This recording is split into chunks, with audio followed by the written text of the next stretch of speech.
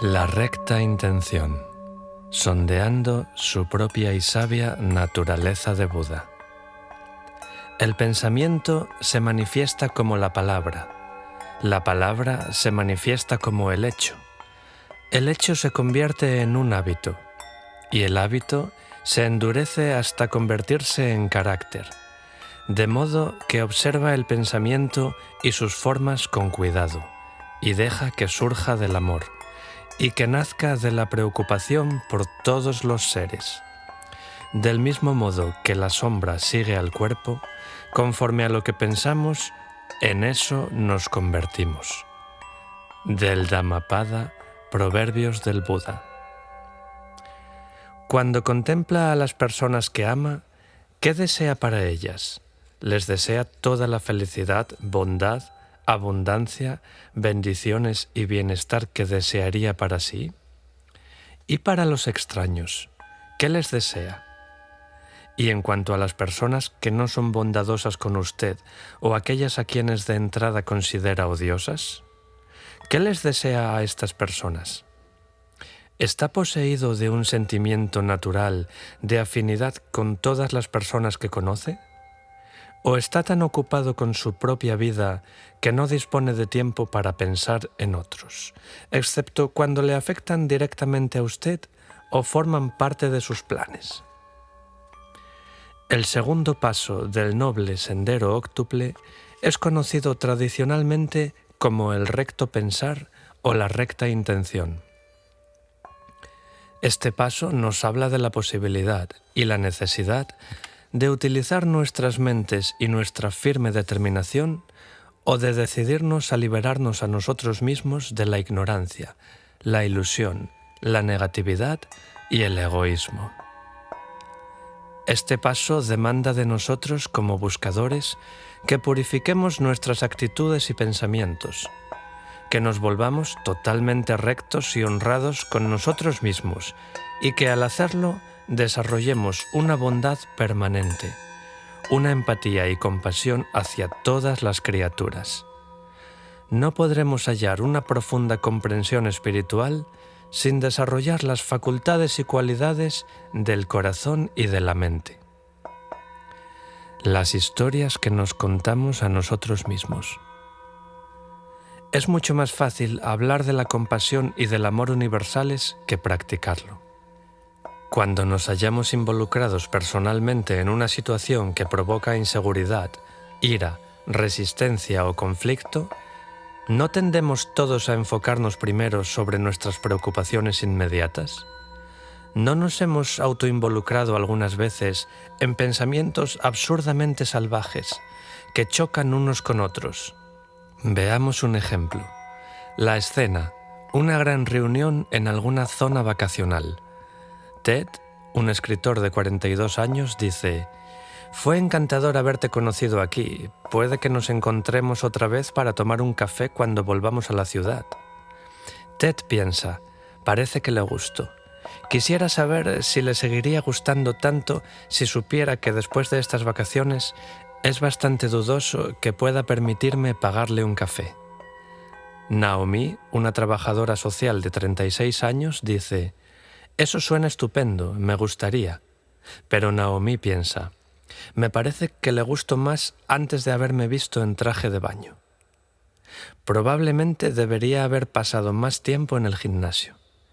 Me pregunto si le gustarán los gatos.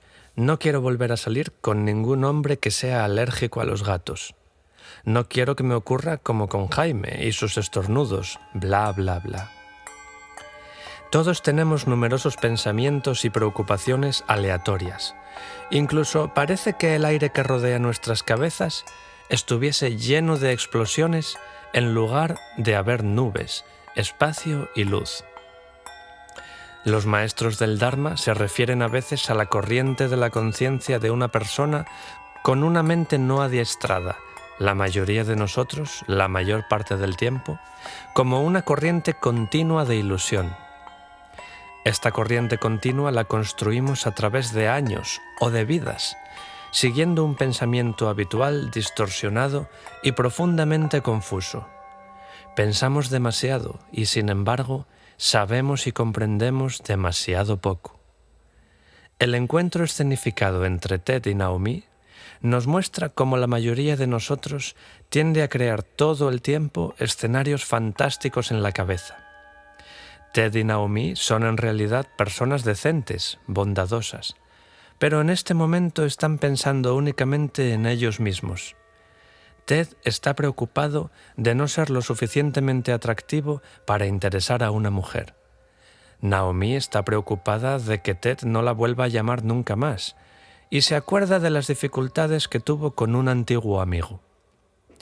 Por más benignos que puedan parecer los pensamientos de Ted y Naomi, revelan también el grado de autoabsorción en el que nos hallamos sumidos la mayor parte del tiempo, aun cuando pensemos que no lo estamos. Observe cómo las reglas de autoabsorción rigen los pensamientos e intenciones de cada uno de nosotros. Cuando vemos en la televisión al presidente hablando acerca de los impuestos, no pensamos ¿qué significa eso para mí? Oímos que se está abriendo un nuevo centro comercial e inmediatamente nos ponemos a pensar en el acontecimiento en términos de nuestros intereses, su influencia en el valor de nuestras propiedades, en cómo nos puede afectar respecto al tráfico y en nuestras necesidades como consumidores. Todo lo vemos a través del filtro de nuestras preocupaciones personales. La primera pregunta que nos solemos hacer ¿es eso bueno o malo para mí y los míos? Incluso cuando estamos haciendo algo para los demás, ¿no solemos esperar algo para nosotros mismos? Un proverbio tibetano dice que los pensamientos y los conceptos son ilusiones. La conciencia es sabiduría. La autoabsorción actúa como un velo de ilusión que distorsiona todo. Muchas personas tienen nociones preconcebidas de sí mismas ante todo aquello que hacen, incluso aunque no se den cuenta de ello. Si nuestros pensamientos reflejan inseguridad, no solemos pensar que la inseguridad la generan esos mismos pensamientos. Por ejemplo, no soy suficientemente bueno o nadie me comprende. ¿O por qué me tiene que suceder siempre esto? ¿O por qué tiene tanta suerte esa otra persona? Aunque no esté pensando, soy el mejor, el más estupendo, el de mejor apariencia, el más elegante, etc., eso no significa que no se halle bajo la influencia del ego. Los ejemplos de egoísmo pueden ser sutiles y más resbaladizos que una pastilla de jabón mojada. La autonegación, por ejemplo, es simplemente una forma disimulada de egoísmo. Siempre resulta tentador utilizar nuestros pensamientos para hacernos sentir bien acerca de lo que vayamos a hacer, por medio de la racionalización de toda clase de argucias a través de la autojustificación.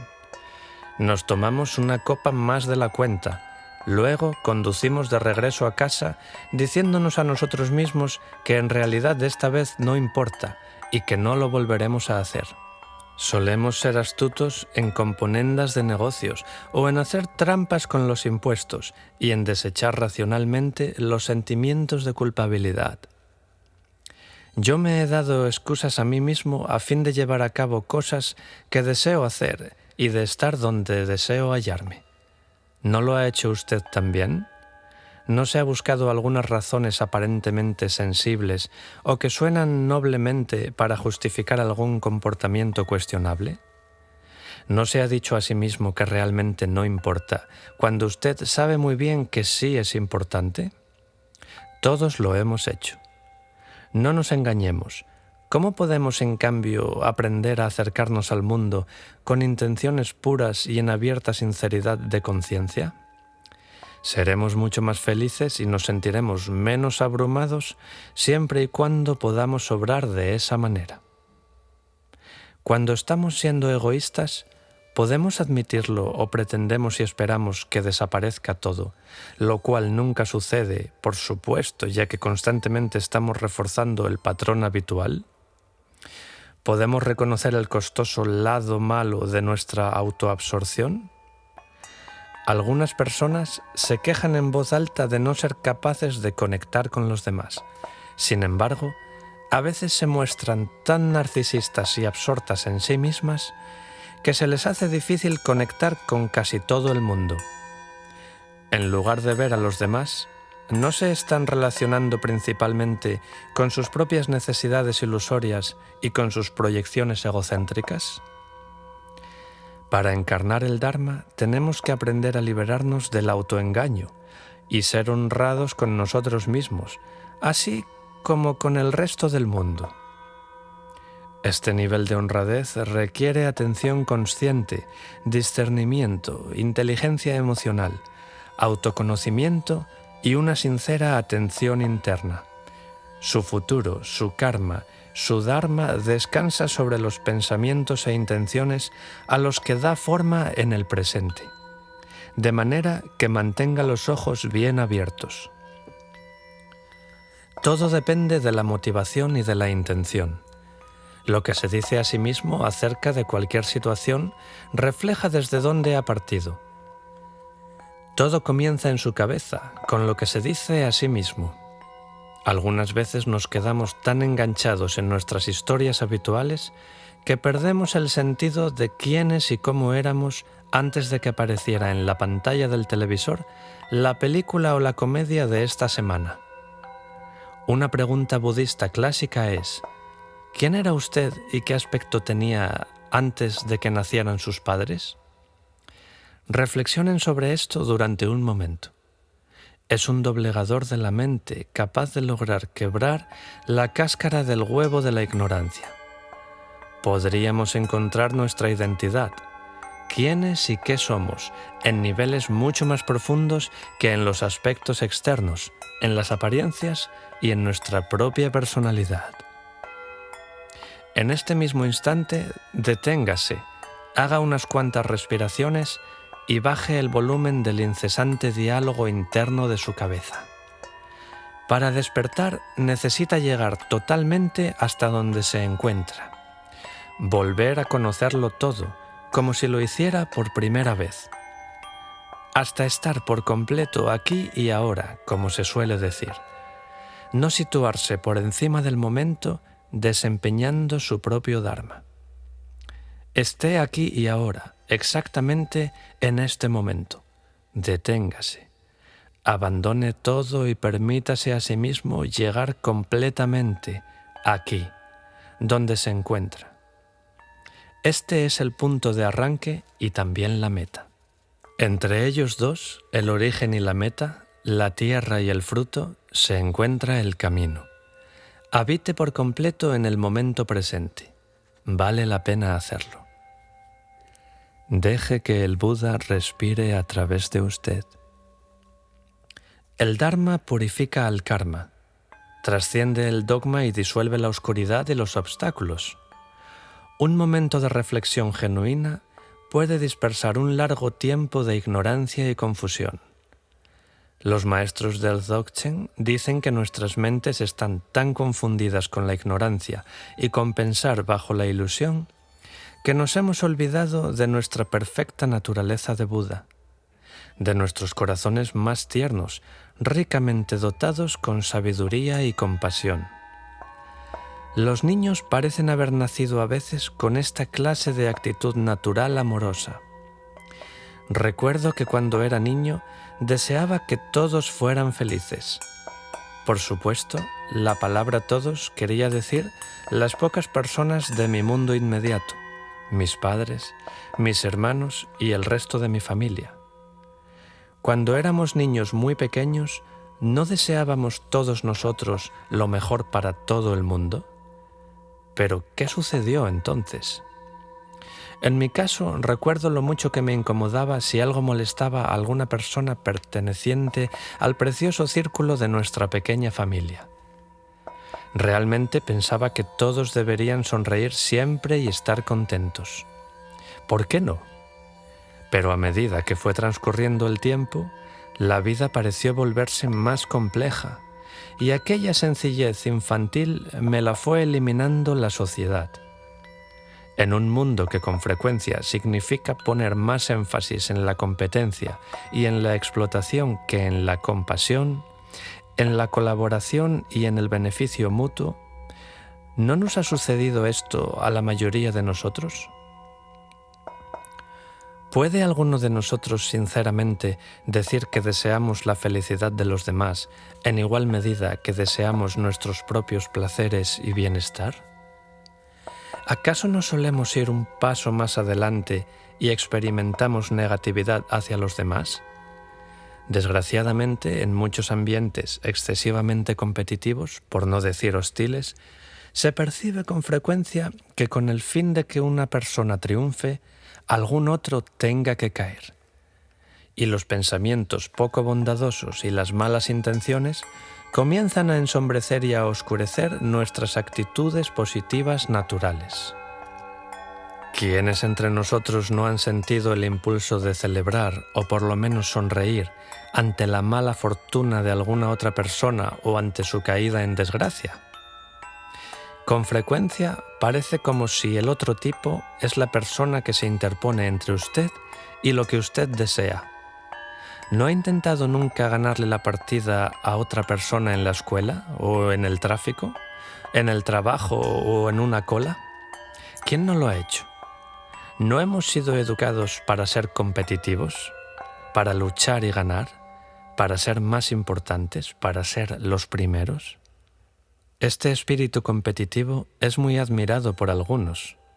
Obtener el mejor trato para nosotros, conseguir el mejor espacio para aparcar, conseguir la mejor puntuación.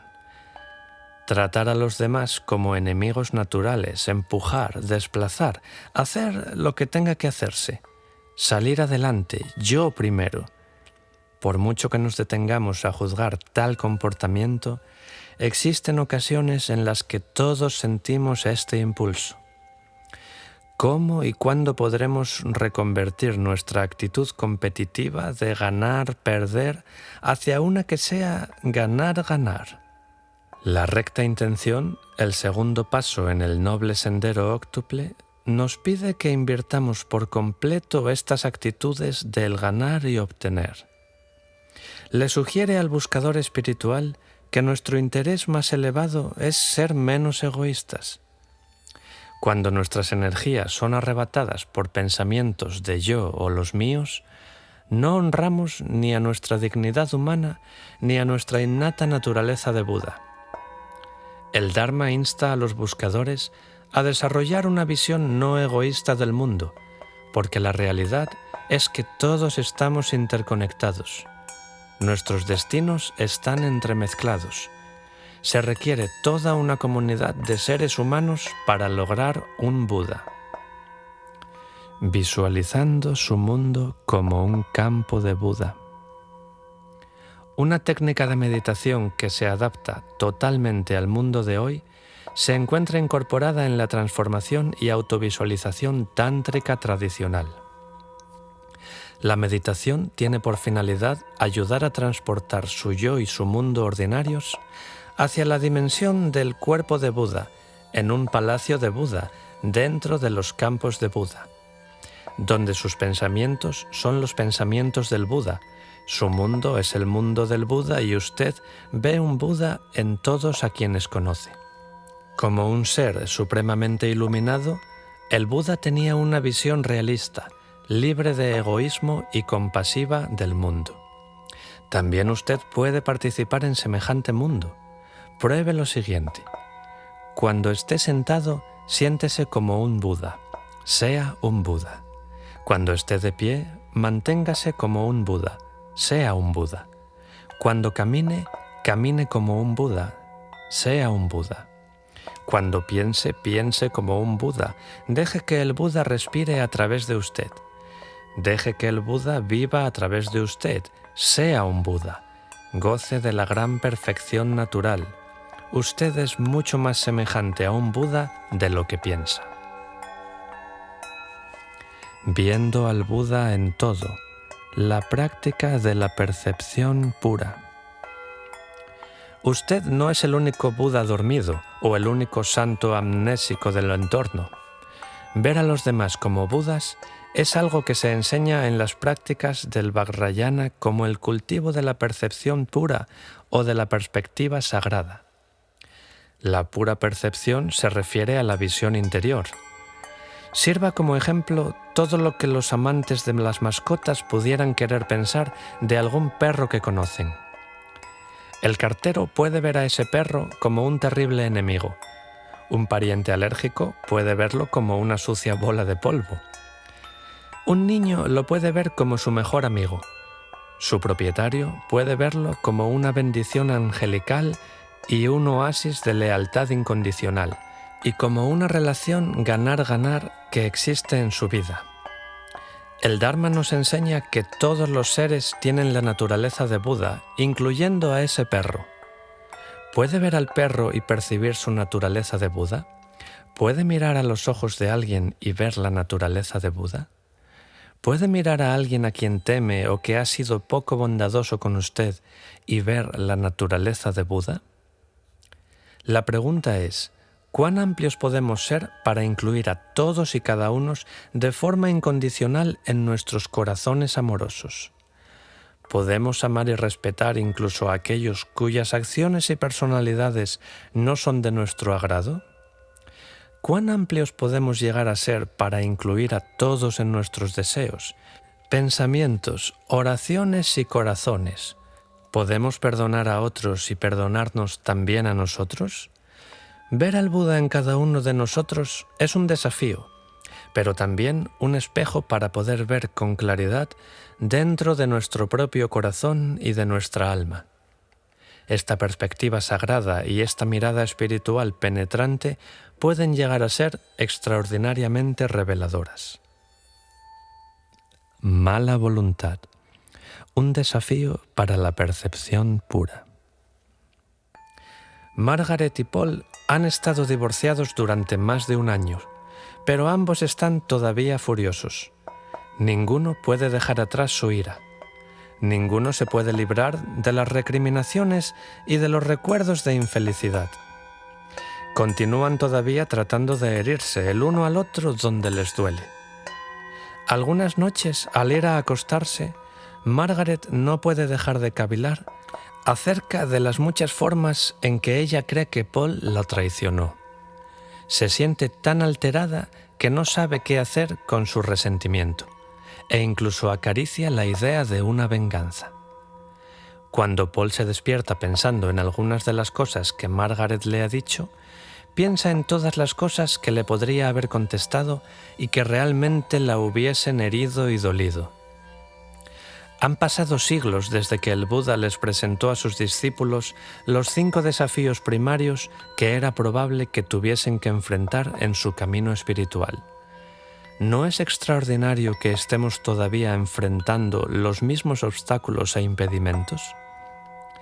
Uno de los desafíos principales para el desarrollo de intenciones intachables o bodhicitta, la mente-corazón despierta, es el impedimento de la mala voluntad, de la enemistad o de la negatividad. Enfrentarse a este desafío en el mundo de hoy requiere de una actividad continua. Hay demasiadas cosas potencialmente molestas. Creo que es importante recordar que no existe nada en el Dharma que le exija que nunca se sienta enfadado. La ira es una emoción humana, no desaparece automáticamente. Por otra parte, tiene su propia lógica, su propia inteligencia y función. Si no manifiesta su ira y si se la traga frecuentemente, va a causarse una enfermedad. Enfrentarse al desafío de la mala voluntad no tiene que ver con negarse, reprimir o suprimir la ira. Se refiere a estar al día con la ira y con otras emociones, experimentándolas y liberando su energía, de momento en momento, en lugar de almacenarlas todo el tiempo. Se refiere a no cargar con preocupaciones o a sentirse culpable, o a hacer que su ira se vuelve hacia el interior, sintiéndose por ello deprimido y desolado. Idealmente debemos ser capaces de ser sensibles y lo suficientemente conscientes no solo como para sentir la vida totalmente, sino también para poder sentirse por completo libres. ¿Ha estado alguna vez ante una situación en la que ha sentido que alguien lo ha tratado sumamente mal y no ha podido olvidarse de ello? ¿Siguió deseando alguna clase de solución o de compensación? Quizá esto continuó durante tanto tiempo que se sintió fuera de control y en lugar de canalizar simplemente su ira y su enfado, permitió que estos sentimientos se convirtieran en sus incómodos compañeros. El Dharma no le dice que vuelva su ira hacia adentro. La sabiduría budista lo alienta a contemplar estas situaciones de forma realista, que experimente libremente y con sensibilidad, que deje de aferrarse y que transforme su actitud. Ahora mismo, mientras miro por la ventana, un grupo de ciervos se han reunido alrededor de un poco de maíz que mi vecino ha echado sobre la nieve. La mayoría está comiendo pacíficamente, pero 2 de ellos se muestran celosos y están empujando a los otros fuera, mientras tratan de conseguir una porción mayor para ellos. Observe a los animales detenidamente y se dará cuenta que entre las bestias surgen los celos, la mala voluntad y también la compasión. El reino animal posee sus madres Teresas y también sus Calígulas. Piense acerca de los perros que ayudan a cuidar a los minusválidos físicos. Los entrenadores de animales reconocen que algunos perros son abiertamente más compasivos que otros. Los conductistas de animales pueden aportar historias sorprendentes de delfines, elefantes y gorilas compasivos. En sus enseñanzas, el Buda habló acerca del recuerdo de sus vidas pasadas. Las escrituras dicen que comenzó su camino hacia la iluminación durante una vida en la que era un toro en uno de los reinos infernales. Arrastrando una carreta, sintió compasión por el animal que tiraba de la carreta junto a él, porque era más débil. Cuando le dijo al demonio a cargo de este particular reino infernal que querría tirar del carro solo, el demonio se puso tan furioso que lo golpeó en la cabeza con su tridente, matándolo en el acto. Así, el Buda, al colocar las necesidades de otros antes de las suyas, comenzó su camino hacia la iluminación perfecta y hacia la budeidad. Esta es una lección sobre la compasión. En un nivel muy sutil, pero no menos real, cada vez que usted se ve en uno de los lados de la valla y ve que hay alguien más del otro lado, está siendo tentado por el reto de la mala voluntad. Si empatiza con ellos, si trata de ver a través de sus ojos, podrá encontrarse milagrosamente del mismo lado.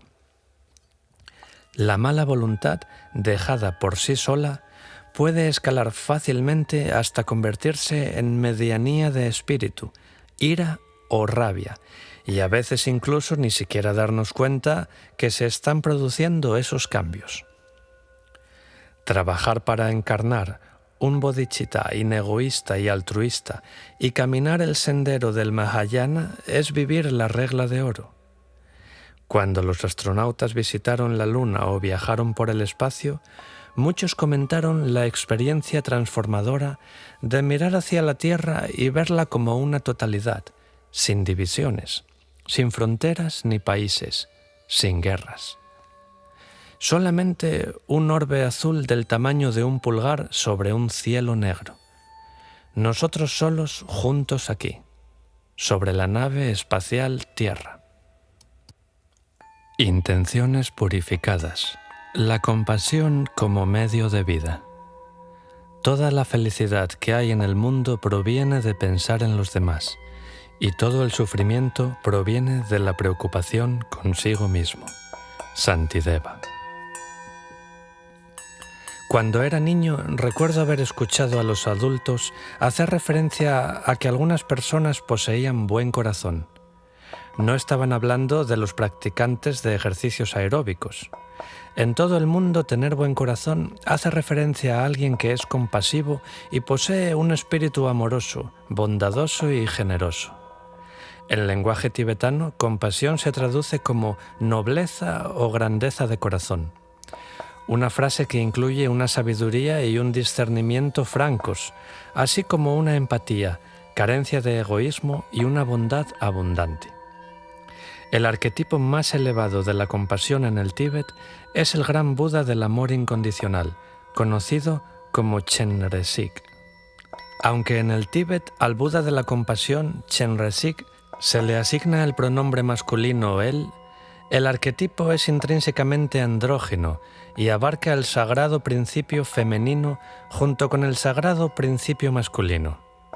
El nombre Chenrezig posee diversos significados, incluyendo el de ojo compasivo que ve con el corazón, o alguien que cuida y mira por nosotros. Chenrezig es considerado como el protector nacional del Tíbet. Los tibetanos sienten con todo su corazón que este arquetipo es su protector especial y que encarna el amor divino incondicional, la empatía y la tierna compasión. Normalmente, el primer mantra tibetano que escuchan o aprenden los occidentales es el mantra de Chenrezig Om Mani Padme Hum. Este mantra se traduce literalmente como «La joya se halla en el loto», lo que significa que la sabiduría y la compasión, las joyas que todos buscamos, se encuentran inherentemente dentro de todos nosotros, como puras semillas que florecen y se despliegan dentro de nuestros tiernos y desprevenidos corazones. Aquello que buscamos, eso somos. Om Mani Padme Hum, comúnmente llamado el mantra de las 6 sílabas, puede ser legítimamente denominado el mantra nacional del Tíbet. Permanentemente en los labios de los tibetanos, las 6 sílabas crean un sonido constante de trasfondo donde quiera que uno viaje. La gente común, los adultos y los niños, que sostienen sus malas, haciendo girar las ruedas de oración, lo susurran mientras efectúan sus tareas cotidianas. Por su parte, los lamas lo entonan en forma de oración, como parte de sus prácticas y visualizaciones contemplativas y meditativas. Om Mani Padme Hum es el mantra del Dalai Lama. Fue el mantra de Kalu Rinpoche y de toda Karmapa. Pues a todos estos grandes maestros se los considera reencarnaciones o incorporaciones en la tierra del trascendente Buda de la compasión. Casi todos los que han pasado algún tiempo con maestros como estos lamas Buda coinciden en afirmar que portaban su atmósfera espiritualmente despierta, donde quiera que fueran. El mantra de la meditación de las 6 sílabas, Om Mani Padme Hum. Para entrar en la dimensión sagrada del sonido del afecto amoroso, lo único que necesita es pararse un momento. Hágalo ahora mismo. Tómese un descanso, tome aliento. Visualice la imagen amorosa más genuinamente exaltada de amor incondicional y de compasión que pueda imaginar. Puede ser el Buda, Shambhava, Tara, Jesús, María, un santo particular o un arcángel, o su propio maestro o guía espiritual. Dirija hacia esta imagen pensamientos de gratitud, de devoción, de confianza, de fe y de aprecio. Con este pensamiento o imagen en su mente, entone el Om Mani Padme Hum suavemente, regularmente. Utiliza este mantra de amor y compasión para suavizar, para tranquilizar, para aquietar su mente, su energía y su espíritu. Utilícelo para disolver cualquier dureza o constricción que exista en su corazón, para fortalecer y liberar su temple. Cántelo una y otra vez, despertando ante la presencia de ese ser exaltado, que es la realidad sagrada o dimensión espiritual. Sienta dónde se encuentra, lo que es y quién puede llegar a ser. Permita que se disuelva todo dentro de esta corriente susurrante, de esta especie de sonido repetitivo, a manera de cántico que es el mantra de la gran compasión. Om Mani Padme Hum, Om Mani Padme Hum, Om Mani Padme Hum. Ahora piense en alguien a quien ame verdaderamente. El cónyuge, un niño, un padre, un amigo, una mascota. y extiéndales a ellos su amor incondicional y su empatía. Y luego haga lo mismo con unas cuantas personas más. Siga proyectándose mientras visualiza los radiantes y claros rayos de su amor. ¿Hasta dónde puede llegar? Siga adelante. La bondad amorosa es el corazón del Dharma. En cierta ocasión, el Buda definió el camino espiritual que conduce al nirvana o libertad perfecta como la liberación del corazón y de la mente, que es el amor. Aprender a amar la vida en todas sus formas y amar incondicionalmente es el camino del Dharma. Estas enseñanzas invalorables del Dharma me hicieron comprender que es posible a cada uno de nosotros, y no únicamente a un gurú o a un monje ni a un Buda, sino a mí y a usted también, conectarse con el Buda que llevamos dentro. El Buda auténtico está más allá del tiempo y del espacio, más allá del género, más allá de la forma o de la nacionalidad. Usted lleva su Buda consigo en este momento, en su corazón. Un gran maestro hindú dijo una vez: «La sabiduría me dice que no soy nada, el amor me dice que lo soy todo. Entre los dos fluye mi vida». Eligiendo el amor universal, el juramento del Bodhisattva. Las enseñanzas tradicionales acerca de la reencarnación dicen que la mayoría de nosotros somos unos incautos prisioneros de la rueda del samsara. Continuamos retornando porque no tenemos alternativa. Según esta forma de pensar, existen también hombres y mujeres que se encuentran entre nosotros y que están aquí por su propia voluntad consciente. A estos hombres y mujeres se les conoce como bodhisattvas. Bodhi significa despertando. Sattva significa ser, es decir, un ser que está preparado para el nirvana, pero que su compasión es tan grande que decide permanecer en esta tierra con el único propósito de reducir el sufrimiento y ayudar a libertar a los demás. Un bodhisattva es alguien con intenciones puras, intachables, un guerrero espiritual gentil y sin miedo, que se esfuerza incesantemente para ayudar a todos a alcanzar la paz del nirvana y la iluminación. Un bodhisattva trascendente ha logrado ver más allá de la ilusión y del egoísmo. Ha sentido y experimentado la desesperación intolerable, la alienación, la miseria, el sufrimiento en el mundo. Debido a que esta persona es capaz de comprender el modo en que todos nos hallamos atascados en el mismo juego existencial, busca aliviar el sufrimiento de todos nosotros. En el budismo Mahayana se nos anima a hacer lo que llamamos el juramento del Bodhisattva. Hacer este juramento significa que uno comprende el dolor del mundo y se compromete a trabajar por la iluminación de todos. Esto significa que todas las personas, que todas las criaturas, incluyendo todos los habitantes del aire y del mar, insectos, pájaros, moluscos, delfines, ballenas y tiburones, todos los pequeños ojos brillantes de las oscuras selvas, así como todas las pequeñas alimañas que se arrastran, que trepan y que zumban, tratando de entrar en su casa para picarle o destruir sus pertenencias. Piensa en lo que deseas y date cuenta que todos los seres desean y necesitan las mismas cosas, pero ellos las están buscando de modo diferente. Si se dispone a hacer el juramento del Bodhisattva, se tendrá que comprometer en los siguientes términos. Los seres sensibles son innumerables, juro que los liberaré. Las ilusiones son inagotables, juro que las trascenderé. Las enseñanzas del Dharma son ilimitadas, juro que las dominaré. El camino iluminado del Buda es insuperable, juro que lo adoptaré. Esta es una afirmación de 4 líneas que los miembros del Sangha cantan y prometen cada día. Hacer el juramento del Bodhisattva significa que al menos por un momento uno puede pasar de largo ante sus propios problemas y preocupaciones y elevar su mirada espiritual hacia el logro universal. En el momento que afirme esa gran intención, trabajar para el bien de todas las criaturas vivientes, tanto si es o no capaz de seguirla tan perfectamente como pudiera desear, se le llamará Bodhisattva, un hijo de los Budas.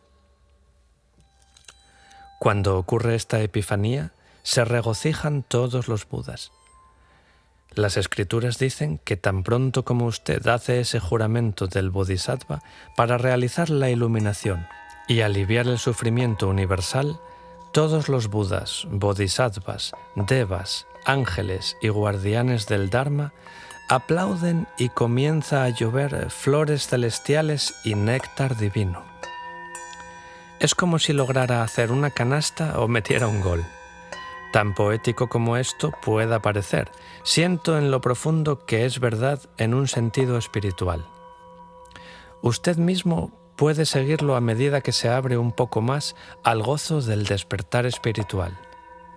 También dicen las Escrituras que cuando el juramento del Bodhisattva ha echado raíces en su corazón, todo lo que usted realiza es beneficioso, incluso roncar, dormir y cepillarse los dientes.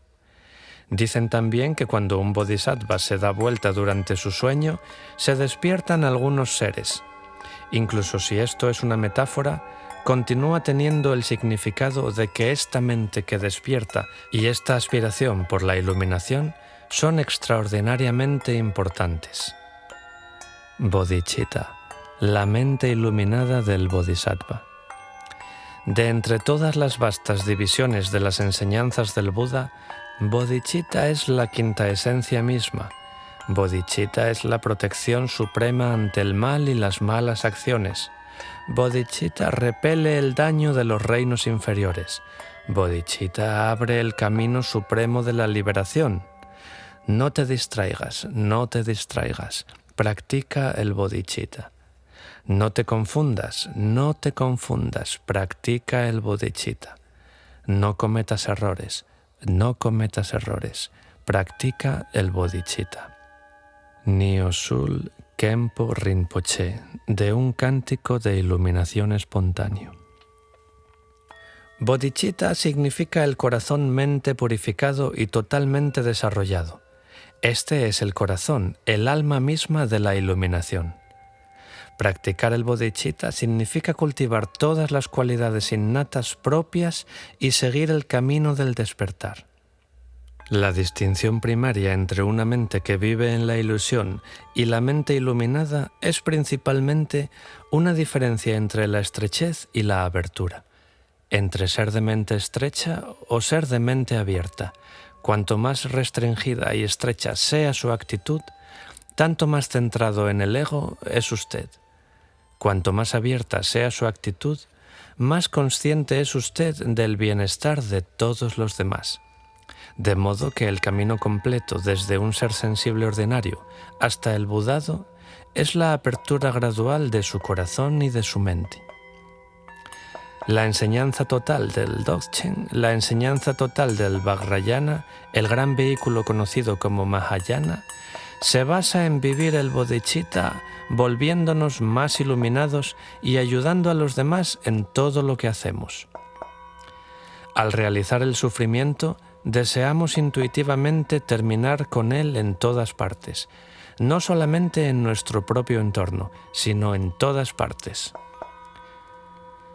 Deseamos terminar con el dolor, no solamente con el dolor en nuestras vidas, sino en las vidas de todos los demás.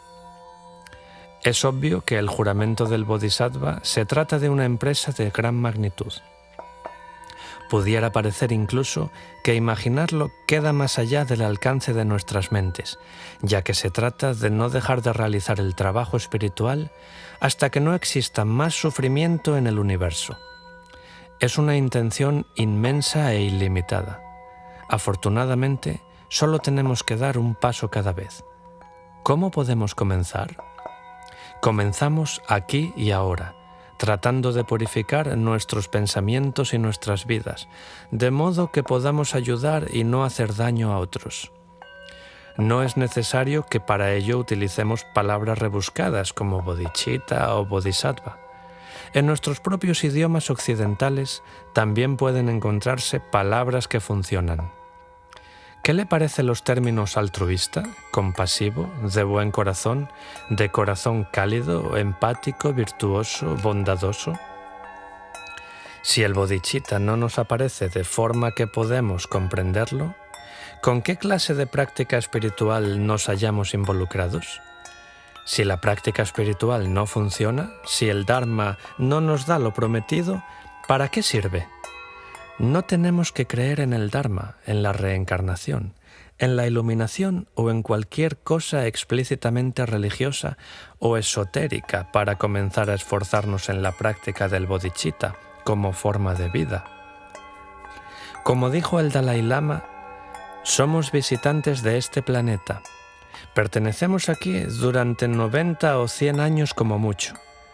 Durante ese periodo debemos de tratar de hacer algo bueno, algo útil con nuestras vidas.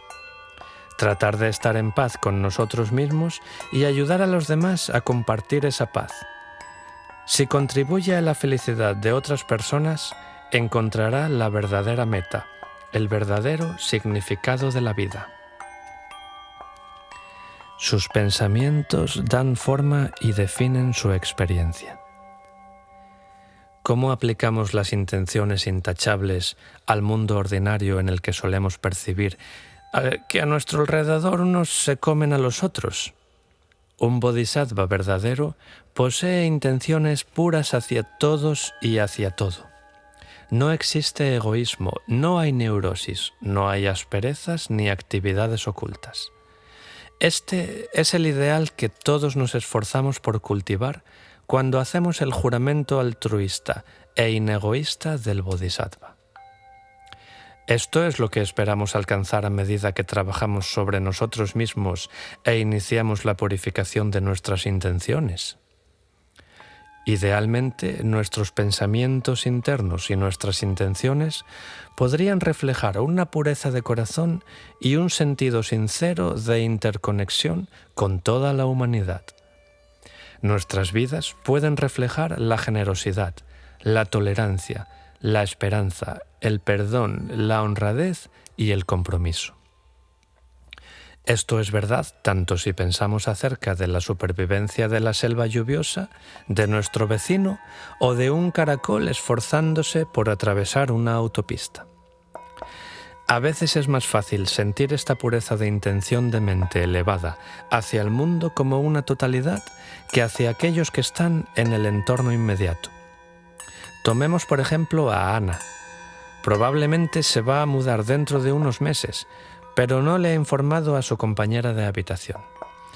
Debido a que desea mantener sus opciones abiertas, piensa decírselo en el último momento. Ella sabe perfectamente bien que esto va a contrariar grandemente a su compañera, pero piensa que esta es una situación en la que cada uno ve su conveniencia. Si se le pregunta por sus intenciones, probablemente dirá que se trata de un asunto práctico de autoprotección. Suele tratarse de un asunto de compromiso. ¿Cuánto costará hacer lo que sabemos que es correcto, comparado con lo que cuesta conseguir el mejor tratamiento que podamos para nosotros mismos? De esta forma nos separamos de los demás, lo cual tiene un costo determinado. Consideremos a Edward. Su jefe inmediato pasa de los 50 años de edad y en la compañía se rumorea que lo van a despedir, debido a que el consejo directivo desea un liderazgo y una imagen más juvenil. Si reemplazan a su jefe, es probable que Edward consiga el puesto. ¿Cómo puede Edward mantener puros sus pensamientos y desear a su jefe una vida larga, saludable, feliz y con un buen empleo, sin que su propia ambición y deseos de mejora económica coloreen sus intenciones? ¿Puede cultivar el bodhicitta y reconocer que su jefe desea y necesita las mismas cosas que él? Marion tiene un problema que algunas personas pueden considerar peculiar: las hormigas. Cantidades de hormigas de todos los tamaños desfilan pasando desde el cuarto de estar hacia el cuarto de baño, atravesando la cocina. La semana pasada Marion vio un anuncio sobre un insecticida para hormigas que proclamaba su capacidad de atacar las hormigas afuera antes de que entren en su casa. A Marion le gustaría muchísimo deshacerse de las hormigas, pero ¿desea envenenar todos los alrededores o a las hormigas? A Marion le preocupa que al dar a las hormigas una sustancia tóxica podría estar envenenando también a los pájaros que se coman a esas hormigas muertas. Este planteamiento crea un conflicto a Marion. ¿Existe algún modo en que pueda mantener sus pensamientos de preocupación por el medio ambiente y por todos los seres y liberarse todavía de las hormigas en el azucarero o en la ropa de cama? Los monjes y monjas en algunos países budistas ni siquiera salen afuera durante las lluvias de la estación del monzón, a fin de evitar aplastar a alguna alimaña. ¿Podemos esforzarnos tan conscientemente hacia la no violencia, incluso en nuestro propio medio ambiente occidental? Las intenciones y pensamientos acerca de los demás obviamente tienen lugar a muchos niveles diferentes. Por ejemplo, Nathan ama a su esposa y en general desea solo lo mejor para ella. Pero recientemente tuvieron un hijo y su esposa está tan absorta con el niño que frecuentemente se siente abandonado e ignorado. Eso ha hecho que se sienta resentido y culpable. Era más divertido cuando el matrimonio significaba gozar juntos los dos. Ahora está comenzando a significar algo diferente, algo que parece más conectado con la responsabilidad y la obligación que con la diversión. Algunas veces estos sentimientos ahogan sus buenas intenciones hacia su esposa y hacia su hijo recién nacido y prefiere irse fuera de casa. Nathan necesita detenerse y quedarse quieto consigo mismo, a fin de poder aclarar su situación. En forma semejante a lo que ocurre cuando uno deja de revolver y agitar el agua del río y el barro se detiene, surgiendo entonces la claridad intrínseca, si Nathan pudiera dejar de luchar y de tironear con irritación de los nudos de su propia relación enmarañada, habría más espacio para que las cosas tomaran su propio cauce y para que se le aclarase lo que a la larga le interesa realmente a él. Pero Nathan ha establecido patrones de comportamiento que no siempre son constructivos para tratar con el conflicto. Al igual que le ocurre a la mayoría, cuando se apodera de nosotros la ansiedad, el pánico, la desesperación o la depresión, Nathan responde buscando distracciones y salidas rápidas. Algunas personas recurren a los carbohidratos, a los chocolates, a emborracharse o a las tarjetas de crédito para hacer compras compulsivas. Nathan tiende a confiar en el sexo y en las fantasías creadas por un nuevo romance. Sin ir más lejos, la semana pasada, por ejemplo, cuando Nathan se hallaba en la oficina de un cliente, se encontró con una mujer atractiva con quien mantuvo una interesante conversación. Todavía sigue pensando obsesivamente en ella y está haciendo planes para llamarla. Este es un ejemplo obvio de una situación en la cual su complejo, sus pensamientos conflictivos y sus sentimientos proporcionan la base para el comportamiento. En este caso, el comportamiento que puede terminar creando un gran dolor. ¿Cómo van a alterarse con este conflicto los sentimientos de Nathan hacia su esposa e hijo? ¿Cuáles son las intenciones de Nathan hacia esa nueva conocida? Obviamente, nada es simple, ni siquiera un pequeño conjunto de buenas intenciones. Ahora mismo, Nathan está pasando un momento difícil, mirando más allá de sus necesidades emocionales y físicas y de la inmediatez de su actual sentido de insatisfacción. ¿Cómo se irá a comportar Nathan? Todo depende. ¿Podrá ser sincero consigo mismo? ¿Puede poner el bienestar de otros antes que el suyo propio? ¿Puede ser sabio? ¿Puede ser amoroso? Verdad y amor en todo lo que hacemos. No es una tarea fácil pasar desde un punto de vista egoísta y centrado en el ego hacia otro de apertura, amor y compasión. Vivir una vida de amor cordial y amplio, de perdón, de paciencia y de aceptación requiere mucho trabajo interior. Y sin embargo, esto es lo que debemos emprender, paso a paso, si hemos de recorrer el sendero espiritual hacia la iluminación. Bodhicitta, la mente despierta, es el corazón luminoso del Dharma. Sabiduría y compasión, verdad y amor son absolutamente indispensables. Se mantienen mutuamente y son totalmente inseparables. Si se parece a la sabiduría, pero carece de bondad, en lugar de ser amorosa, no es sabiduría. Si se percibe como amor, pero no es sabia, no es amor. Como las dos alas que juntas ofrecen al pájaro la capacidad de volar, el amor y la sabiduría son interdependientes. Estas facetas complementarias de la espléndida joya del bodhicitta, una sabiduría clara, precisa y afilada como una espada y una compasión cálida, reconfortante y de corazón abierto, facilita una rápida transformación en el gran camino del despertar. Si estas cualidades no aparecen en nuestras vidas diarias, es necesario que nuestro Dharma se fundamente mejor en nuestros cuerpos y en esta tierra. El bodhicitta es el núcleo del desarrollo espiritual. El aspecto último y absolutamente trascendente del bodhicitta es sunyata, la vacuidad luminosa o radiante amplitud, pura y libre de obstáculos. El aspecto relativo y más convencional del bodhicitta es una aspiración hacia la iluminación, libre de egoísmo, que queda mejor encarnada en el juramento del bodhisattva de aliviar el sufrimiento de todos los seres, actualizando su tierno corazón amoroso. Se dice que hace mucho tiempo un maestro budista mahayana se hallaba hablando del bodhicitta en la antigua India, cuando sus palabras fueron interrumpidas por un perro que ladraba. El potente e insistente ladrido molestó tanto a uno de los que le estaba oyendo que le tiró una piedra al perro, acertándole en un costado. En el mismo instante, el maestro cayó a tierra quejándose de dolor. Posteriormente, cuando sus desolados discípulos le preguntaron qué había sucedido, vieron que en el costado izquierdo de su maestro se había producido un gran cardenal. El dolor del perro había conmovido de tal manera el corazón de este noble y bondadoso maestro que se convirtió en su propio dolor.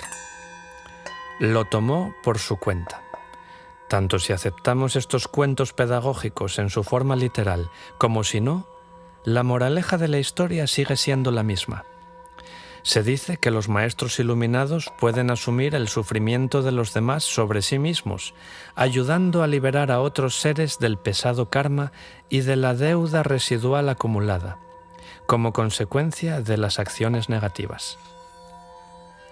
Al igual que este bodhisattva, todos poseemos de forma innata corazones nobles y bondadosos, pero a diferencia de él, nuestros corazones no son siempre tan amplios ni tan dispuestos. Los endurecemos y resguardamos con nuestra negatividad. Los protegemos mediante la ira y los ocultamos con emociones hostiles. Construimos caparazones duros y armaduras emocionales para protegerlos del sufrimiento de la vida. Pero estas armaduras, en definitiva, nos mantienen tan carentes de sensibilidad y tan congelados que dejamos de ser sensibles y vulnerables, no siendo ya capaces de experimentar compasión de corazón o gozo espontáneo. El budismo presenta consistentemente una filosofía práctica orientada hacia el camino. El Dharma no se limita a enseñar vagamente los ideales del budismo. Dice: aquí están los ideales y estas son las herramientas y técnicas para cultivar y lograr estos ideales.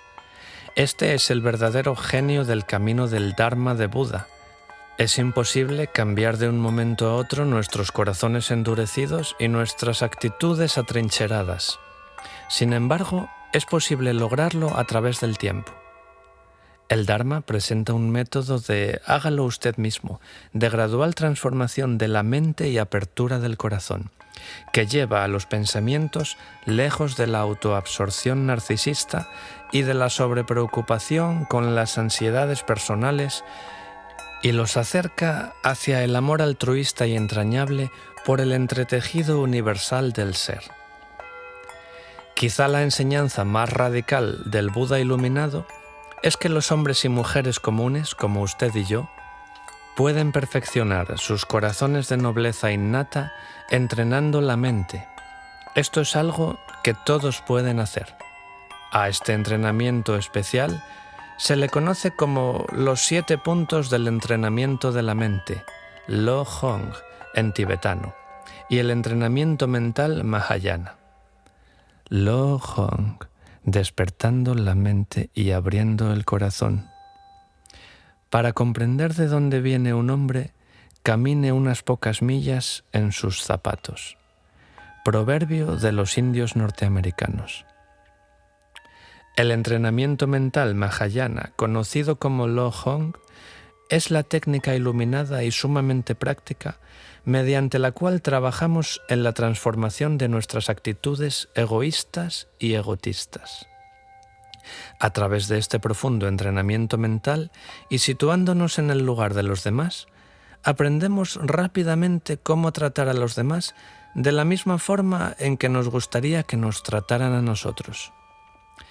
Desarrollando esta empática y visceral experiencia sensible, lo que logramos es comenzar a ser capaces de actuar en forma diferente, cultivando la calidez, la ausencia de temor y la aceptación de los demás y de nosotros mismos, podemos volvernos más amistosos, indulgentes y felices.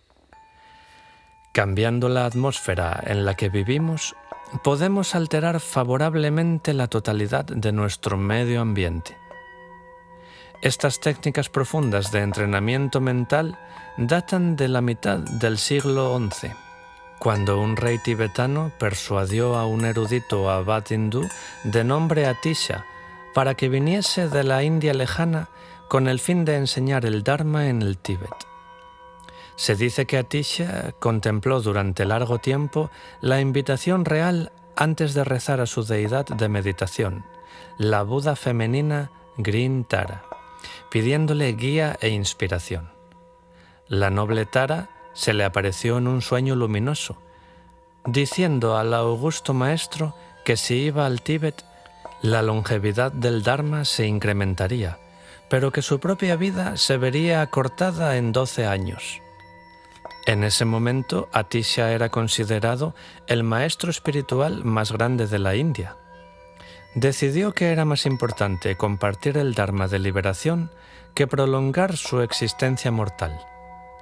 A la edad de 60 años, viajó a pie desde las planicies de la India a través de los difíciles pasos montañosos del Himalaya en el Nepal, hasta el nevado techo del mundo, el Tíbet, donde pasó los últimos años de su vida transmitiendo sus enseñanzas oralmente.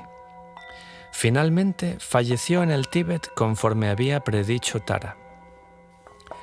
100 años después de la muerte del maestro Atisha, un monje llamado Geshe Chekawa se hallaba en su celda cierto día y percibió en ese lugar algunas líneas en verso escritas sobre pergamino. Estas líneas decían: «Dad todo el beneficio y la ganancia a los demás, y aceptad de forma no egoísta toda la culpa y la pérdida». En ese lugar y en ese momento, Geshe Chekawa se comprometió consigo mismo a encontrar al maestro que había escrito esas líneas tan inspiradas. Pero cuando trató de hacer averiguaciones, nadie en el pueblo sabía de dónde había venido tal escrito.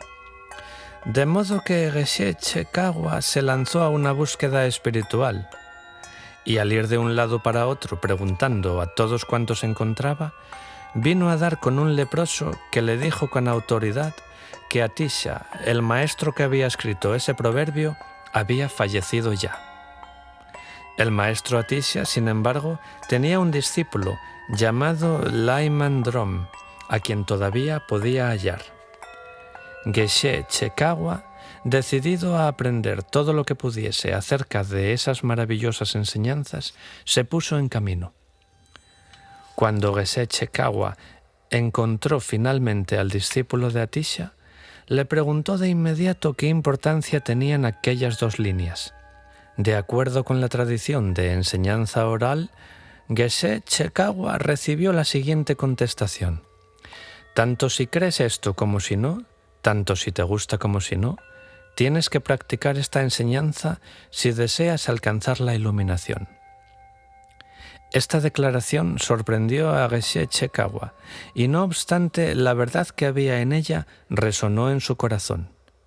Permaneció con el discípulo de Atisha, Lyman Drom, durante 12 años, haciendo de aprendiz ante el maestro y estudiando y practicando todas las enseñanzas de entrenamiento mental. Al principio, Geshe mantuvo estas enseñanzas cerca de su pecho. Luego se acercaron a él algunos leprosos mendicantes y sintiendo que tenía una deuda kármica de gratitud hacia el leproso que le había ayudado, comenzó a enseñarles. Pronto empezaron a circular rumores de que estos leprosos estaban siendo curados en cuerpo y espíritu. La gente comenzó a bromear acerca de que el lugar donde vivía Geshe Chekawa era como una enfermería. Y ocurrió otra cosa sorprendente. El cínico hermano mayor de Geshe Chekawa, que había sido extremadamente escéptico y nunca había practicado el Dharma, experimentó un cambio en su corazón. El hermano de Chekawa no pudo menos que darse cuenta de la transformación habida entre los leprosos, una transformación que estaba buscando para sí mismo. Era demasiado orgulloso para solicitar las enseñanzas, de manera que se escondió en la parte exterior de una ventana abierta, desde donde también podía aprender las enseñanzas de Lo Hong. Comenzó a practicar en secreto lo que su hermano monje enseñaba. A medida que iba practicando, su carácter recalcitrante comenzó a cambiar y a ablandarse notablemente. Geshe Chekawa se sorprendió mucho al percibir el cambio que había experimentado su hermano. Si había tenido efecto en su hermano, podía tener efecto en todo el mundo. Esto inspiró a Geshe Chekawa a comenzar a escribir todas las enseñanzas del Lo Hong. A medida que seguía practicando y enseñando, codificó, estructuró y escribió lo que Lyman Drom había podido recordar y transmitir de la sabiduría que Atisha había enseñado en forma de 59 sabias máximas o aforismos. Estos escritos fueron muy renombrados en el Tíbet como los 7 puntos del entrenamiento de la mente de Atisha. Este entrenamiento ha sido transmitido siempre en forma de breves sentencias enérgicas y son sorprendentemente actuales y certeras. Estas enseñanzas esenciales forman el núcleo de la práctica del entrenamiento de la mente en el budismo tibetano para cultivar el bodhicitta, el altruismo y la compasión. Geshe Chekawa estaba comprometido tan sinceramente con la práctica del bodhicitta que a medida que se aproximaba su fallecimiento, oró para volver a renacer en los reinos infernales con el propósito de asumir sobre sí mismo el sufrimiento de los seres atormentados por el pesado karma negativo. Según cuenta la historia, Chekawa tuvo varios sueños de bendita luz clara al tiempo que moría, lo que indicaba que volvería a nacer en los campos de Buda, pero que sus oraciones emanarían como brillantes rayos luminosos, repartiendo bendiciones incluso en medio de las profundidades del infierno. Es raro encontrar hoy día maestros espirituales que posean tan increíble compasión. Geshe Chekawa será recordado siempre en el Tíbet como el monje que hizo posible que llegaran hasta nosotros los métodos de Atisha para el cultivo de la bondad amorosa. El Dalai Lama ha dicho frecuentemente: mi religión es bondad amorosa. Pensando primero en los demás. ¡Qué concepto tan singular! No es algo que estemos acostumbrados a hacer. Esa es la razón por la que necesitamos una preparación y una práctica continua. Es semejante a aprender danza, gimnasia o a tocar el piano. Se comienza con estiramientos básicos, posiciones y ejercicios de los dedos. Entrenar la mente en bodhicitta también requiere una práctica diligente, y eso es exactamente lo que proporciona el entrenamiento Lo Hong. Lo significa mente, Hong significa entrenar, transformar, refinar o ablandar. La imagen que existe en el Tíbet de la mente llena de hábitos y engañada es la del cuero endurecido al que se le ablanda y flexibiliza. Los aforismos y máximas que componen este entrenamiento se consideran generalmente como parte de las arcanas enseñanzas místicas del Tíbet, pero a medida que uno las lee, puede apreciar que son completamente prácticas y están llenas de sentido común. Cultivar y adoptar estas intenciones verdaderamente purificadas forma parte de la sabiduría innata que todos llevamos dentro. El desafío es integrarlas gradualmente en nuestro ser total, cuerpo, palabra y mente, y vivir cada vez más de acuerdo con ellas a través de lo que uno hace. Igual que un mal trabajador echa la culpa a sus herramientas, así un bodhisattva débil suele estar tentado de echarle la culpa de sus imperfecciones a las circunstancias difíciles de la vida. Estas máximas me han ayudado a mantener los ideales y valores del bodhicitta en la mente. Siempre que la vida parece haber conspirado para empujarme o arrastrarme fuera del centro. Todos afrontamos regularmente situaciones que desafían nuestra capacidad para sentir amor y compasión universales. Pensemos en los atascos de tráfico, en el caos del mundo, en compañeros de cuarto descuidados, en el hambre del mundo, en las parejas que no desean comprometerse, en el caos político. Tanto si está pensando en un dictador cruel, como en un patrón exigente, en un niño hiperactivo o en una pareja o examante obstinados, no siempre resulta fácil vivir conforme al corazón del bodhicitta. He aquí algunas máximas que he encontrado particularmente útiles. Considera todo como si fuese un sueño. El texto primitivo original dice: observa que todos los fenómenos son como sueños y examina la naturaleza de la conciencia no nacida. Las cosas no son como parecen ser. No se deje engañar por las apariencias. El secreto alquímico encarnado en el budismo es que nada es absolutamente real. Todo es efímero, ingobernable y hueco. Todo es relativo y depende de la mente y de sus proyecciones e interpretación. La diferencia radica en cómo nos relacionamos con las cosas. Esto no significa que todo existe únicamente en la mente, como algunos idealistas suelen afirmar. No significa que nada importa en absoluto, como sugieren los nihilistas, ni tampoco significa que todas las cosas son meras proyecciones de la mente, porque por la misma razón uno podría afirmar que la mente es una proyección de todas las cosas. Lo que significa es que todo es impermanente, interdependiente, tan maleable como el plástico blando. La realidad no es fija. Si uno altera la situación global, la atmósfera o la temperatura, todos los acontecimientos se verán afectados. Si transformamos cualquier aspecto o parte del mandala universal, el holograma cósmico y todos los aspectos se verán afectados. La presencia de mente o conciencia innata es la bisagra sobre la que giran todas las cosas. El verdadero maestro de la atención, que no se encuentra en ningún lugar, que no asume ninguna posición y que se ajusta a cualquier sitio, esa es la persona capaz de mover el universo. La palanca de la conciencia se encuentra en su mano y el punto de apoyo no está en ningún lugar, sino en el momento presente.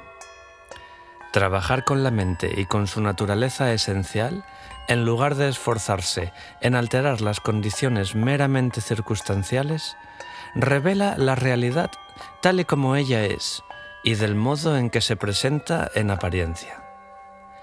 La intuición penetrante revela que la responsabilidad por lo que experimentamos no reside en ninguna parte, sino dentro de nosotros mismos, y que el timón de nuestras propias vidas y de nuestra evolución se halla en nuestras manos. ¿No sería una irresponsabilidad ignorar este hecho y continuar repartiendo golpes por todos lados, golpeando a los demás así como a nosotros mismos? Deténgase y observe. ¿Mantiene las manos sobre el volante de su vida? ¿O está sujetando el espejo retrovisor mientras se pregunta por qué está deambulando de un lado a otro de manera no intencional? Coloque la responsabilidad donde le pertenece. Esta declaración refleja el resultado de una posición espiritual esencial. Aferrándose al ego y a una noción del yo centrada en uno mismo, en mí y en lo mío, cada uno de nosotros establece la escena de sus propias dificultades. Todos estamos interconectados y somos interdependientes. Pensar acerca de otros equivale a un autointerés iluminado. La raíz de todos nuestros problemas es querernos a nosotros mismos de modo equivocado. No se puede echar la culpa a ninguna otra cosa. Cuando uno es egoísta y está involucrado en sí mismo, es fácil que también atraiga el dolor hacia sí. Usted está a cargo de su propio karma, de su propia vida, de su propio sendero espiritual y de su propia liberación, lo mismo que yo estoy a cargo de las mías. Reflexione sobre la bondad de todos con quienes se encuentre. Según la creencia tradicional, todos hemos venido reciclándonos a través de formas innumerables, en un número inconcebible de vidas, algo no muy diferente a lo que le ocurre al vino viejo contenido en las nuevas botellas reciclables. Todos han sido bondadosos y útiles para usted en alguna vida pasada, porque todas las personas con quienes se encuentra han sido algún familiar querido. Por lo tanto, deberá tratarlos según esa idea. Si se siente incómodo con esta enseñanza tradicional de la reencarnación, considérela de la siguiente manera. Todas las personas con quienes se encuentra, tanto las sabias como las simples, tienen algo que enseñarle. Todo el mundo y todas las cosas pueden ser bien acogidas y apreciadas, cada uno en su propia forma. Todos pueden aprender de su bondad y todos se merecen su bondad. Esta es una enseñanza muy importante en el budismo tibetano. Se trata también de un enfoque de la vida con sentido común. Aprenda de todos, no juzgue a nadie, sea bondadoso con todos y déles gracias. Todas las actividades deben ser realizadas con una única intención. Permita que el precioso bodhicitta sea su principio organizador. Ayude y no haga daño a los demás. Cultive los siguientes principios en todo lo que haga. Sea amable, sea bondadoso, sea cuidadoso, sea cariñoso, sea compasivo, sea amoroso, sea justo, sea razonable, sea generoso para todo el mundo, incluyéndose usted mismo. En efecto, es posible amar a todas las personas, incluso si no siempre gusta de todo el mundo. Todos nosotros deseamos y necesitamos básicamente las mismas cosas. Todos nos hallamos en el mismo equipo, en el mismo bando del campo de batalla espiritual. Uno no siempre tiene la posibilidad de elegir las personas con quienes hace el viaje. A veces uno puede pensar que lo hace, pero no se engañe. Y el corolario de esto es que uno comienza a darse cuenta que se puede amar incluso a las personas que no nos gustan y que tiene que amar y ayudar a todo el mundo. Todas las enseñanzas concuerdan. El texto original traduce esto como todos los dharmas concuerdan en un punto. Esta máxima está dirigida a los asuntos del ego. Cualquiera que sea la forma de espiritualidad budista que esté estudiando, todas están de acuerdo. El ego, el quererse a sí mismo, y el apego se sitúan entre usted y la liberación. Abandone el abrigo del egoísmo estrecho durante un momento y disfrute de la mansión de la libertad y de la tranquilidad sin límites. Las verdades son muchas, pero la verdad es una. Existen muchas enseñanzas, pero solo un núcleo, el corazón vital y palpitante de Bodhicitta. Todos desean y necesitan las mismas cosas.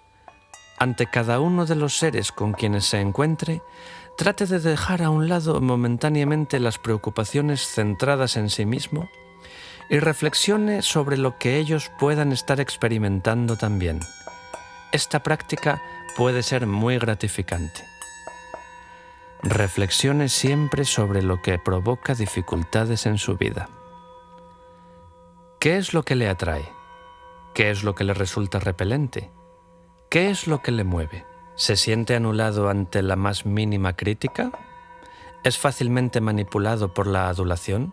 ¿Convierte cada situación en algo de carácter sexual?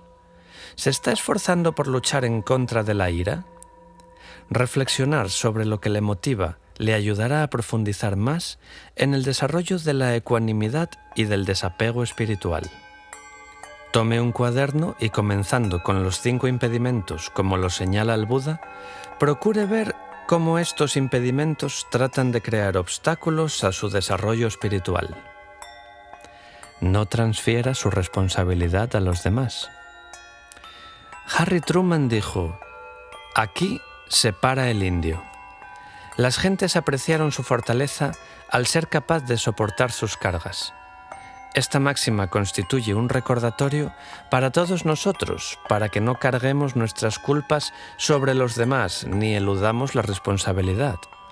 Todos estamos acarreando cargas emocionales, financieras, espirituales y físicas, y todos tenemos que soportar características psicológicas que se derivan de diferentes dinámicas familiares. El espíritu de Bodhicitta sugiere que no traspasemos nuestros problemas a los demás. Ellos tienen su propio estrés y puede que sean más débiles. Asee su propia habitación, recoja sus propias pertenencias. No se considere a sí mismo como una víctima desamparada y no deje que las emociones conmuevan todo su ser. No se revuelque en la autocompasión. Está tan intensamente involucrado en los altibajos de su propia vida que a veces se siente como si sus pensamientos estuviesen adheridos a sus problemas y que es como un yo-yo humano. Si fuese así, sería extremadamente difícil sentir amor y compasión por los demás. Pero dé un pequeño impulso a la autopreocupación y vea si puede desprenderse de sus altibajos personales. Lo mismo que cuando se quita un esparadrapo que duele solo durante unos momentos. Luego uno se siente mucho mejor. Respire algo de aire fresco. Puede servirle de alivio. Mantenga siempre una mente gozosa. ¿Por qué no sentirse alegres? ¿Por qué sentirse mal? ¿Por qué en lugar de ello no pretendemos sentirnos felices? De hecho, ¿por qué no somos felices, libres y completos en lugar de pretender que sucede lo contrario? Hace años recuerdo haber leído una encuesta realizada entre personas que se consideraban a sí mismas felices. Muchos de los que respondieron sentían que habían alcanzado ese estado deseable después de haber tomado la decisión de estar felices y contentos. Trate de tomar esta decisión y vea lo que sucede. Cualquier persona que haya asistido a una manifestación por la paz conoce este cántico. Demos oportunidad a la paz. ¿Por qué no dar una oportunidad a la dicha? La totalidad de la enseñanza tántrica se refiere a la apreciación de la riqueza y belleza de las cosas tal y como son, lo bueno y lo malo, la sombra y la luz, los días oscuros de febrero y los días soleados de mayo. Todo lo concibo como si danzara con la vida, no como si únicamente lo tratara de controlar o imaginar.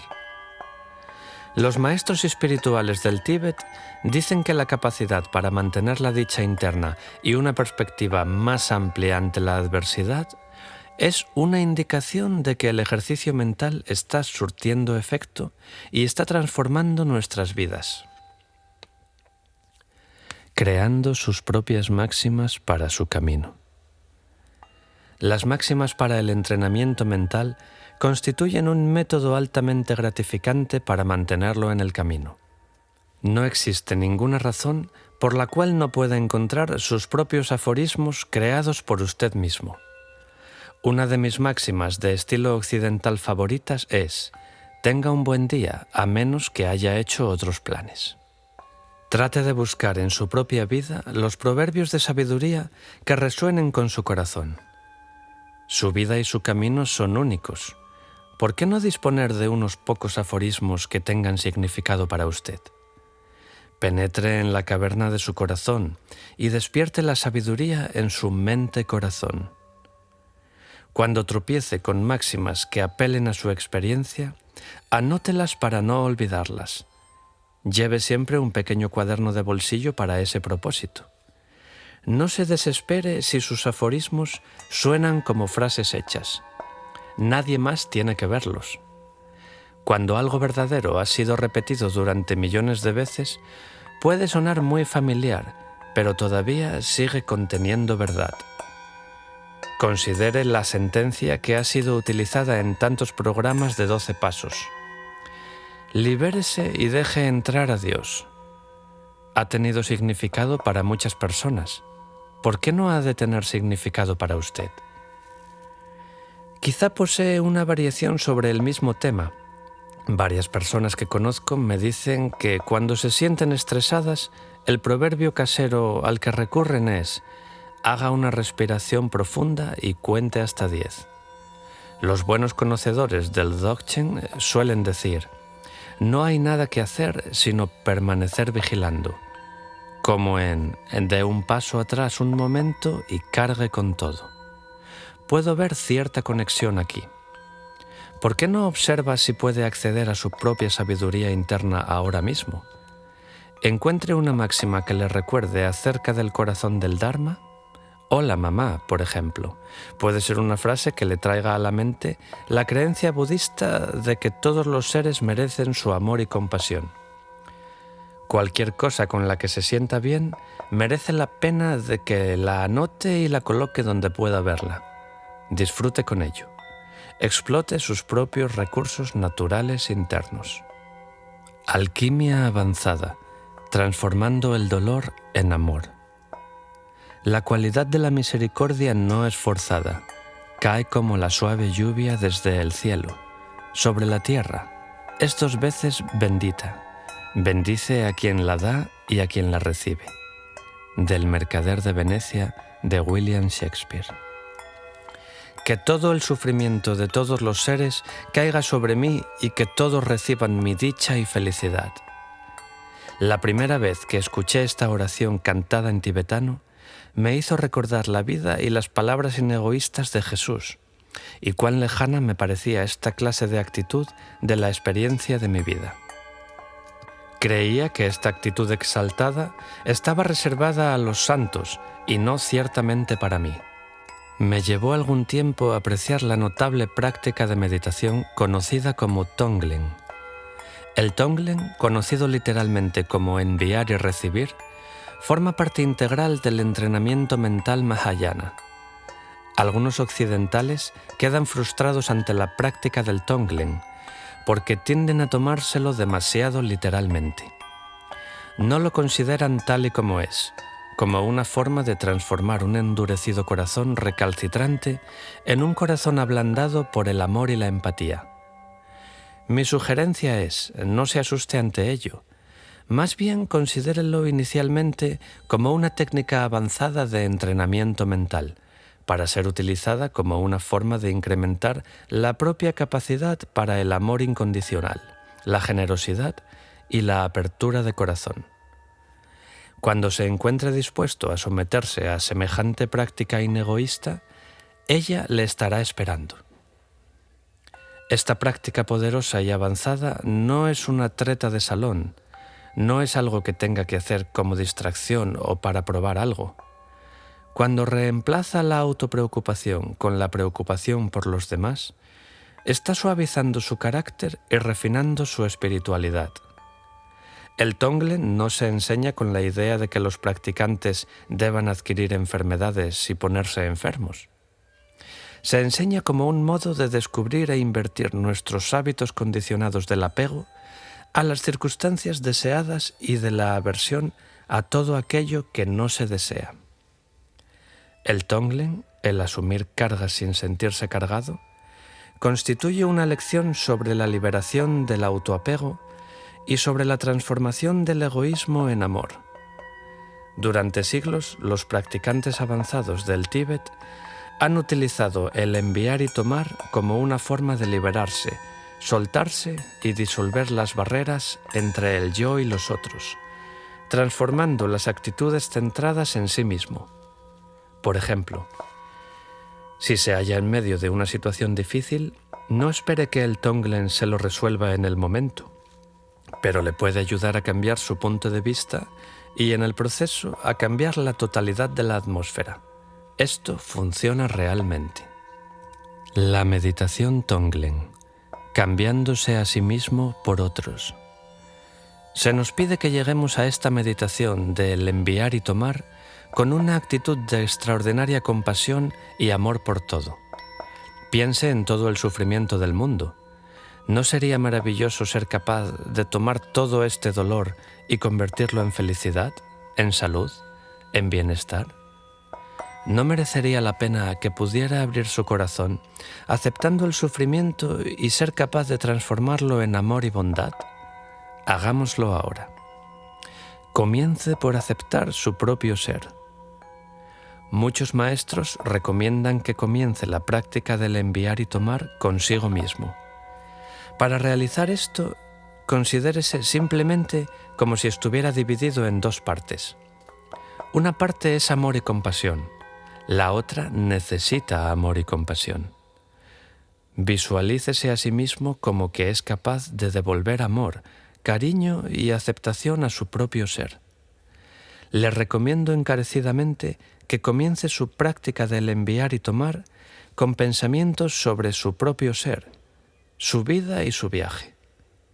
Cuando trate de generar compasión por todos los seres, es esencial recordar que usted es uno de ellos. Tiene que ser fuerte, tener confianza y aceptarse a sí mismo antes de que pueda aceptar a los demás.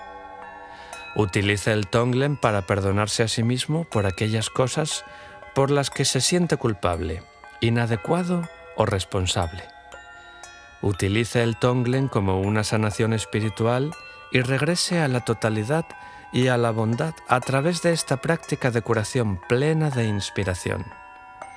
Como dijo Lao Tse, cuando te aceptas a ti mismo, el mundo entero te acepta. Extienda su amor y aceptación hacia los demás. Después de haber templado su propio corazón con amor, extienda el círculo de seres por los que siente amor y compasión. Comience con quienes se encuentran cerca de usted, sus padres, su familia, sus hijos y sus amigos.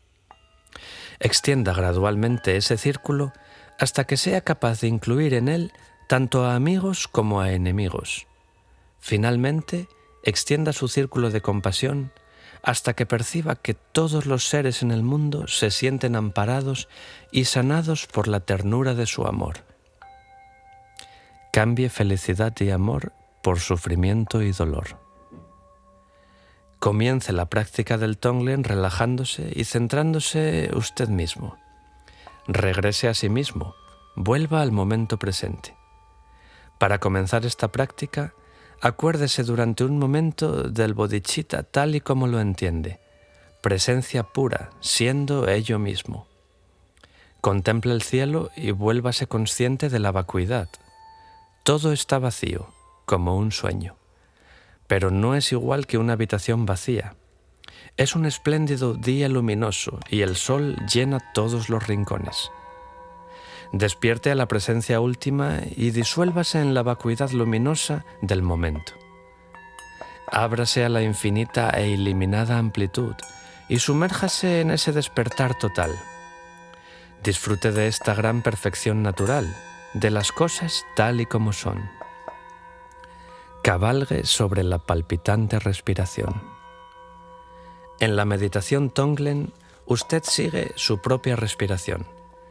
Cabalgue sobre su respiración, cabalgue sobre su respiración. Concéntrese. Siga la inhalación. Siga la exhalación. Inspire por la nariz. Exhale por la boca. Vuelva a repetir todo una vez más. Acepte el aire que entra. Permita que salga el aire. No sea avaro. Deje que entre todo y luego expúlselo todo. Deje que fluya, deje que salga. ¿Para qué lo va a retener? Mientras respira, visualice que está inhalando oscuridad, como si fuese niebla. Aspírelo todo como una aspiradora gigante. Pero no queda afectado por este oscuro aire contaminado. Retenga la respiración durante un momento, dejando que todo se disuelva. Todo queda resuelto en la amplia y clara conciencia del bodhicitta. Luego exhala. Visualice toda aquella niebla que sale fuera de sí como una corriente de luz brillante. Está exhalando luminosidad, como si fuese luz de sol y brisas frescas de primavera. Medite sobre el enviar y recibir alternos y comienza tú mismo a recibir. Esta es una de las máximas de Atisha, tomada de los 7 puntos del entrenamiento de la mente. La práctica comienza inhalando sus propias emociones conflictivas, su propio karma negativo y sus propias dificultades. Un momento de transformación. Luego exhale, a medida que visualiza cómo toda esta negatividad sale en forma de una corriente de felicidad y dicha. Continúe exhalando e inhalando, conduciendo su respiración, mientras comienza a empatizar con los problemas del mundo. Inhale toda la oscuridad, la enfermedad, la infelicidad. Inhale, que todas las dificultades, dudas y temores del mundo sean absorbidos en la naturaleza vacía de mi mente. Exhale, que todos los seres reciban toda mi felicidad, mi fe y mi coraje. Una actitud sanadora. Según como pensamos, en eso nos convertimos. La meditación Tonglen se realiza con la esperanza de sanar nuestra propia actitud y devolverla a la totalidad, así como sanar los males del mundo. Nos ayuda a adiestrarnos para estar presentes ante las situaciones difíciles y a aportar principios más esclarecidos a la vida cotidiana, sin excesiva reacción. A través de la práctica del Tonglen, podemos cambiar la atmósfera total. Podemos liberar y disolver el dualismo entre la luz y la oscuridad, entre lo bueno y lo malo, entre lo positivo y lo negativo, entre las circunstancias deseadas y las no deseadas. Nos cargamos con lo malo y nos deshacemos de todo lo que es deseable. Realizamos esto como un ejercicio de generosidad, trascendencia y desapego. Cuando uno comienza esta práctica por primera vez, puede experimentar algunas dificultades en el momento de intentar visualizar la entrega de todas sus ventajas, sus pertenencias y deleites, ofreciéndolo todo a la gente que le disgusta, así como a la gente por la que siente cariño. Pero al cabo del tiempo, esto cambiará. A medida que explora sus recursos internos, descubrirá que posee unos recursos más abundantes y positivos que lo que es capaz de imaginar. Elévese hasta las infinitas riquezas espirituales de su innata naturaleza de Buda, compasiva y sabia. Si te gusta lo que escuchas, considera suscribirte al canal y darle a me gusta para ayudarnos a seguir compartiendo contenido.